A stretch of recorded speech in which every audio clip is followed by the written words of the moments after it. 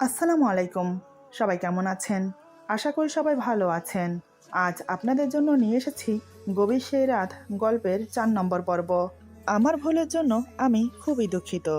গতকাল এ পর্বটা পাবলিশ করা হয়েছিল, কিন্তু কিছু সমস্যার জন্য পর্বটাকে ডিলিট করতে হয়েছে।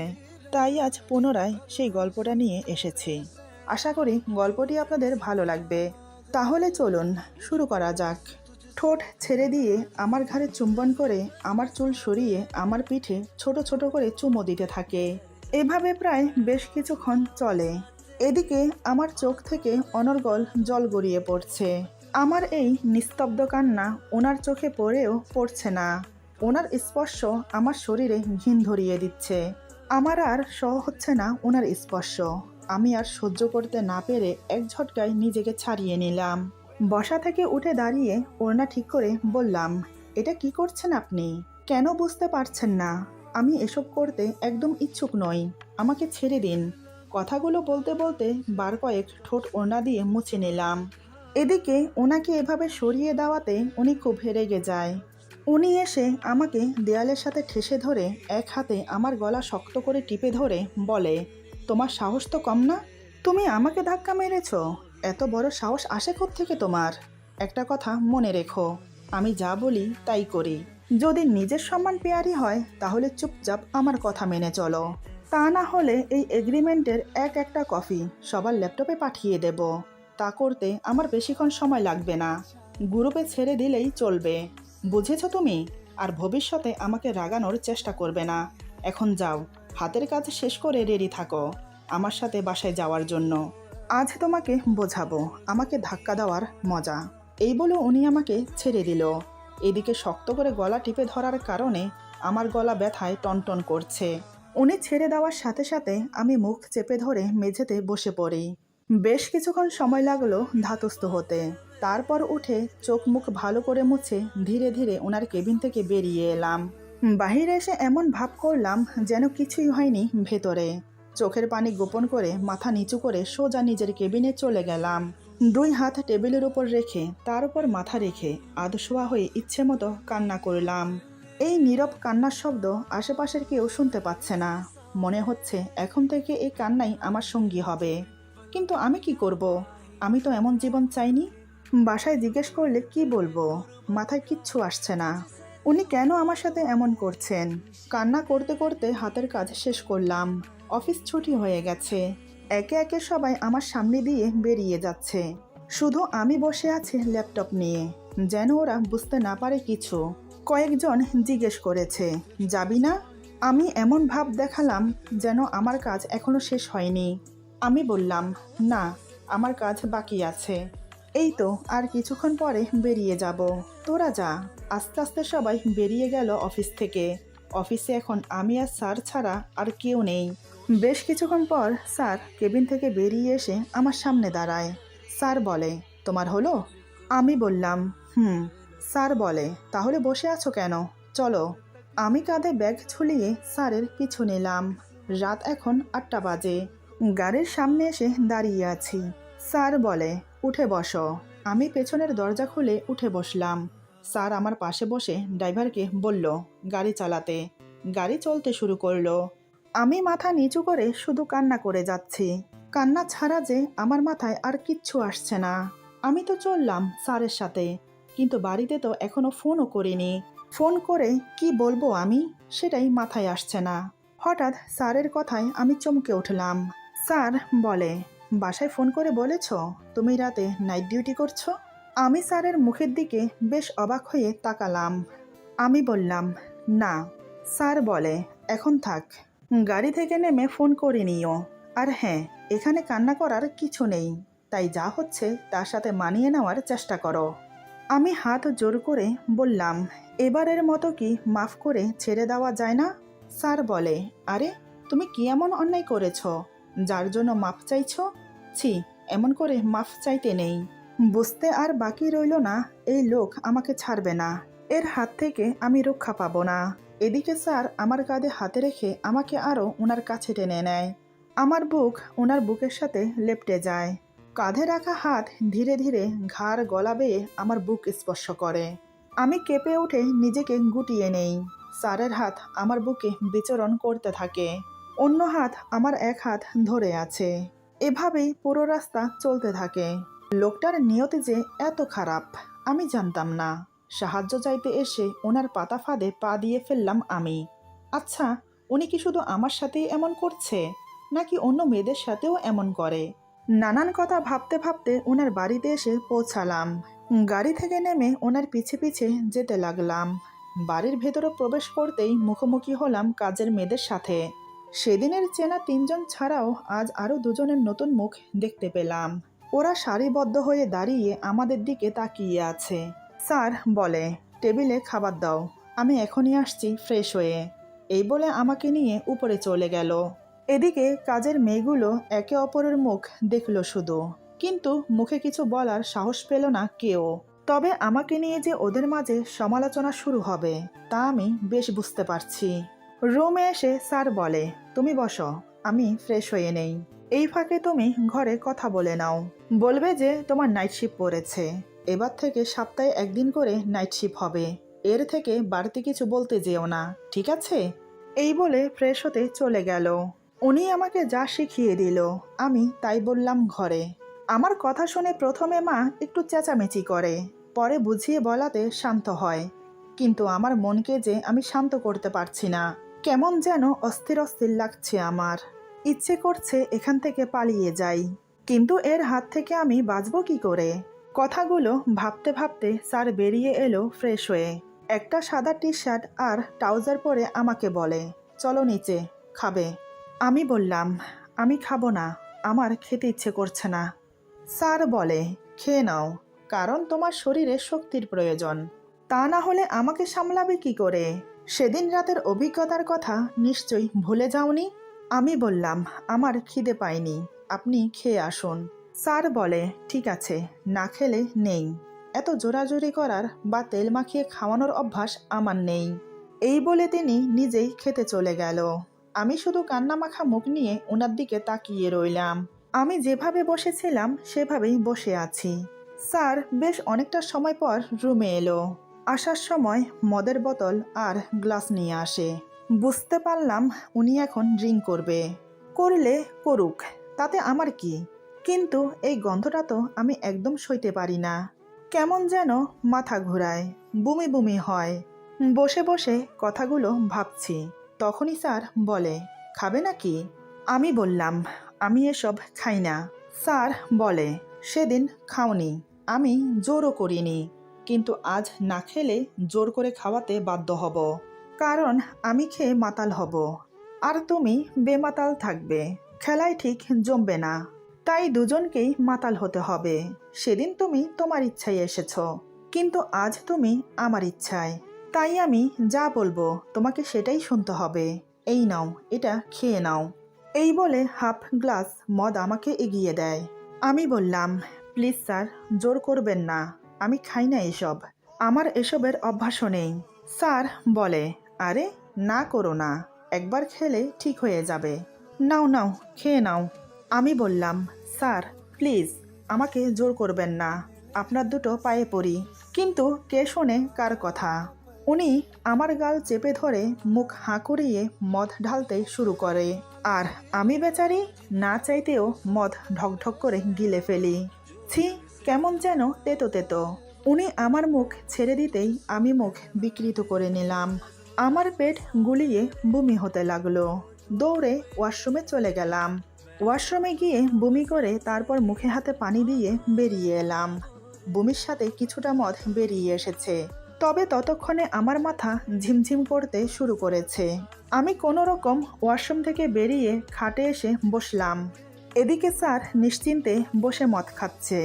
আমি 2 হাতে মাথা চেপে ধরি, কারণ আমার সামনে থাকা সব কিছু কেমন যেন ঝাপসা ঝাপসা মনে হচ্ছে। সামনের সব জিনিস ডাবল ডাবল দেখছি, কেমন যেন অন্যরকম একটা অনুভূতি হচ্ছে। স্যার আমার দিকে তাকিয়ে মিটমিট হাসছে। আমি বললাম, আমার এমন কেন লাগছে? আমার মাথাটা ঘুরছে। স্যার বলে, ও কিছু না, একটু নেশা হয়েছে। ততক্ষণে আমি হুঁশ হারিয়ে ফেলেছি। আমি নেশাকৃত হয়ে বললাম, নেশা হয়েছে? বেশ হয়েছে। সব কিছু কেমন যেন দুটো দুটো মনে হচ্ছে।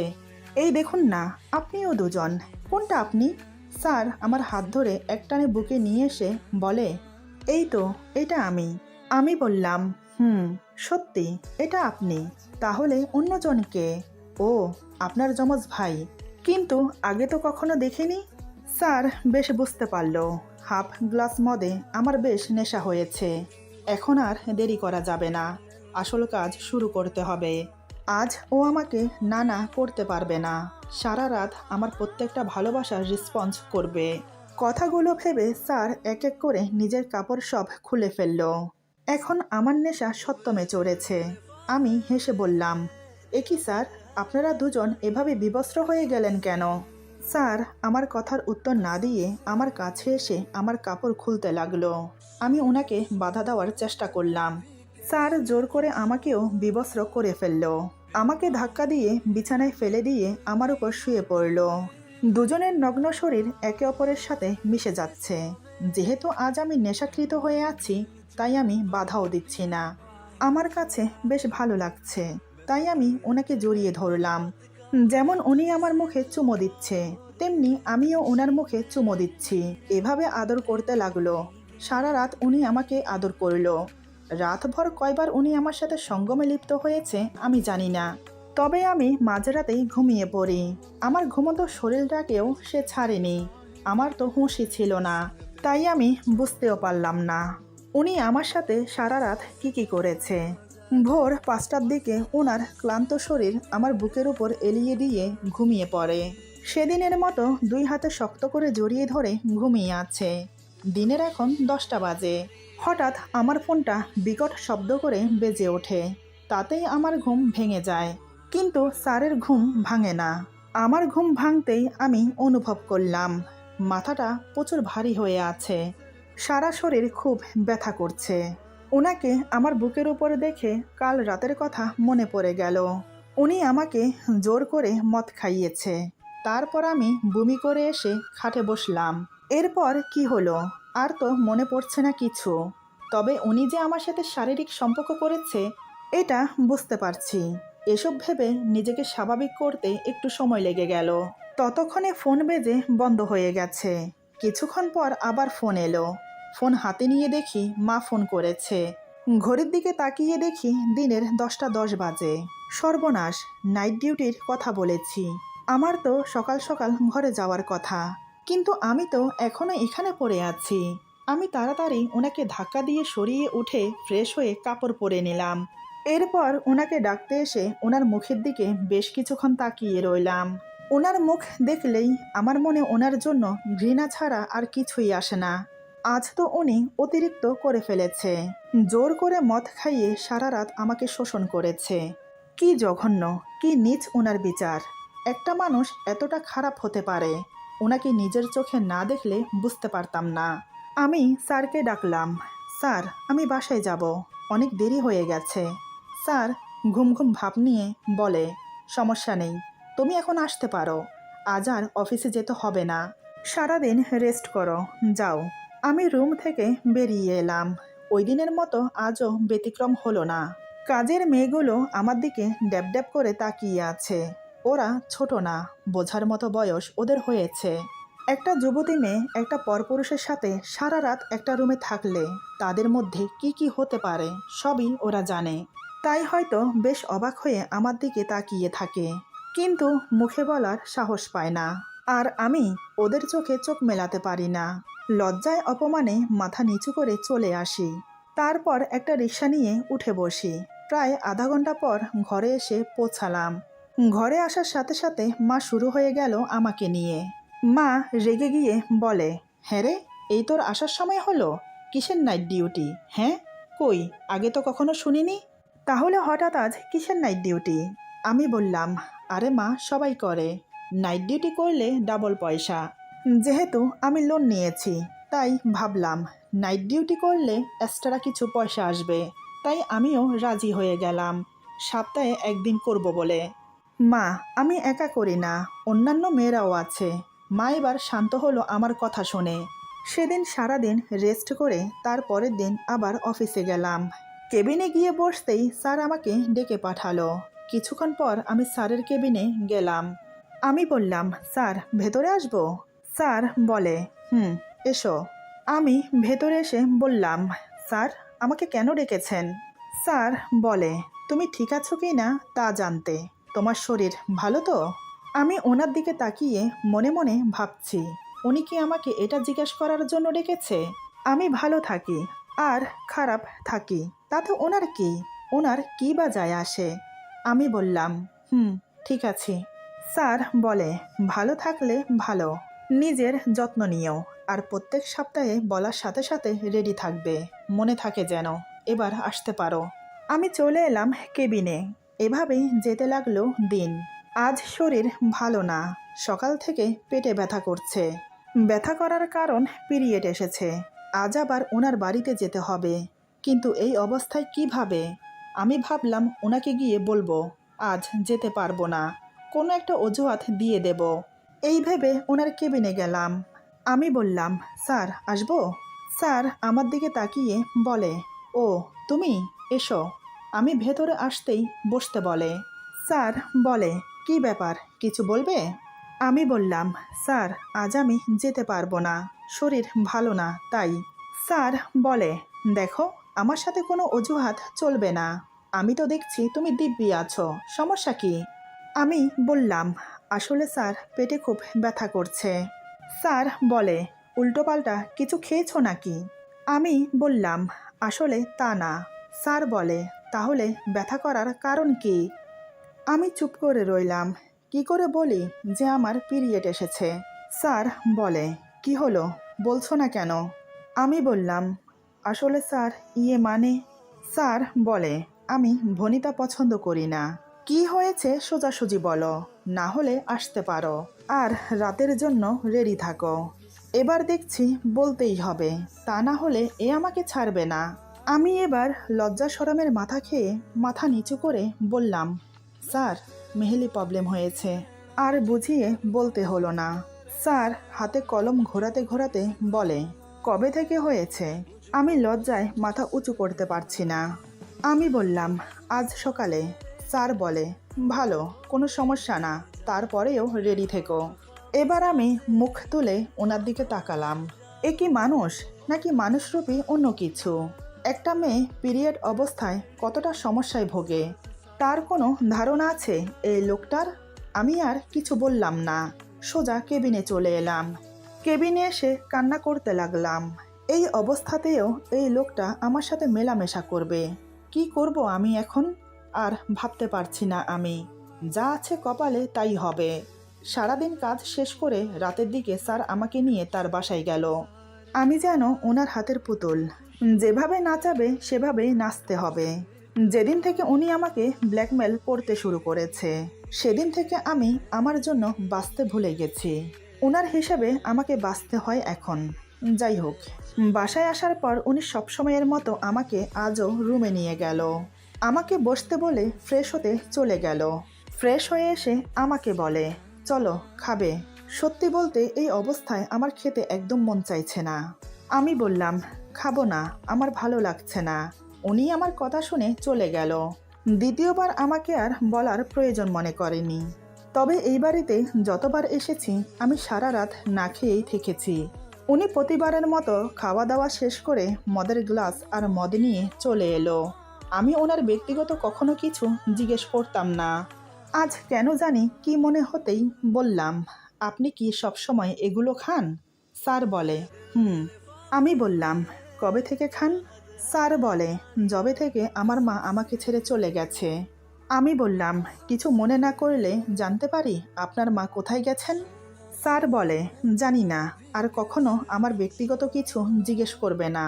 আমার সাথে কথা বলতে বলতে প্রায় অর্ধেক বোতল মদ শেষ করে ফেলেছে। আজ মনে হয় ভুল করে আমি পুরনো কথা মনে করিয়ে দিয়েছি, তাই হয়তো একটু বেশি খাচ্ছে। কিন্তু আমি নিরুপায়, কিছু বলার অধিকার আমার নেই, তাই চুপচাপ পাশে বসে আছি। বেশ কিছুক্ষণ পর হঠাৎ আমাকে বলে, কাপড় খোলো। আচমকা এমন কথা শুনে আমি চোখ বড় বড় করে ওনার দিকে তাকিয়ে আছি। তার মানে আমার এই অবস্থাতেও উনি আমার সাথে শারীরিক সম্পর্ক করবে। স্যার আবার বলে, কি হলো, কথা কানে যায় না? কাপড় খুলে ফেলো। এই কয়েক মাসে অগুন্তিবার নিজের কাপড় নিজের হাতে খুলেছি। কিছু করার নেই যে আমার, তাই আমি এবার দাঁড়িয়ে উপরের কামিজ খুলে ফেললাম। অমনি আমার ধবধবে ফর্সা বুকটা বেরিয়ে এলো। স্যার নেশাকৃত চোখে আমার দিকে তাকিয়ে আছে। আমার হাত ধরে টান দিয়ে ওনার কোলে বসিয়ে নেয়। আমি পড়ে যাওয়ার ভয়ে শক্ত করে ওনার গলা জড়িয়ে ধরি। ওনার মুখ আমার মুখের সামনে। উনি বলে, ভয় পেও না, আমি ধরেছি তো। এই বলে আমার গালের সাথে নাক লাগিয়ে ঘেঁষতে থাকে। আর দুই হাতে আমার কোমর শক্ত করে জড়িয়ে আমাকে আরও কাছে টেনে নেয়। ধীরে ধীরে ওনার দুই হাত আমার কোমর থেকে পিঠের মাঝখানে এসে থামে। আস্তে করে ছোট কাপড়ের হুকগুলো খুলে দিতেই সেটা শরীর থেকে খুলে আলগা হয়ে গেল। উনি এক হাতে আমাকে ধরে রেখে অন্য হাতে কাপড়টা খুলে নিচে ফেলে দিল। এখন আমি অর্ধনগ্ন অবস্থায় ওনার বুকে লেপ্টে আছি। উনি আমার উন্মুক্ত বুকের মাঝখানে মুখ ডুবিয়ে নাক ঠোঁট চেপে ধরে জোরে জোরে নিঃশ্বাস নিয়ে শরীরের ঘ্রাণ নিতে থাকে আর ছোট ছোট করে চুমো দিতে থাকে। এভাবে আমাকে কোলে নিয়ে আস্তে করে বিছানায় উঠে আমাকে নিয়ে শুয়ে পড়ে। সত্যি বলতে আমার কাছে অসহ্য লাগছে। একে তো শরীর খারাপ, দ্বিতীয়ত পেটে ব্যথা করছে, তার ওপর উনি এমন করছে। একদম বিষিয়ে গেছে মনটা আমার। কিছু বলতেও পারছি না আমি। এদিকে উনি আমাকে আদর করেই যাচ্ছে, শুধু উপরের অংশে। বেশ কিছুক্ষণ পর কম্বল গায়ে দিয়ে আমার বুকে মাথা রেখে আমাকে জড়িয়ে ধরে শুয়ে থাকে। উনি বলে, কিছু খাবে তুমি? আমি বললাম, না। উনি বলে, পেটের ব্যথা কমেছে? আমি বললাম, না। উনি বলে, খুব বেশি হচ্ছে? আমি বললাম, হুম। এবার উনি হঠাৎ এমন একটা কাণ্ড করলো যেটা আমি বাস্তবে কেন স্বপ্নেও আশা করব না। আমি ভাবনায় পড়ে গেলাম ওনার কাণ্ড দেখে। আজ মানুষটার কি হলো ঠিক বুঝতে পারছি না। এরপর যা হলো, আজকের গল্প এখানে সমাপ্ত। গল্পের বাকি অংশ পেয়ে যাবেন আগামী পর্বে। আশা করি গল্পটি আপনাদের ভালো লাগবে। তাহলে কমেন্টে জানাবেন। সবাই ভালো থাকবেন, সুস্থ থাকবেন। আল্লাহ হাফেজ।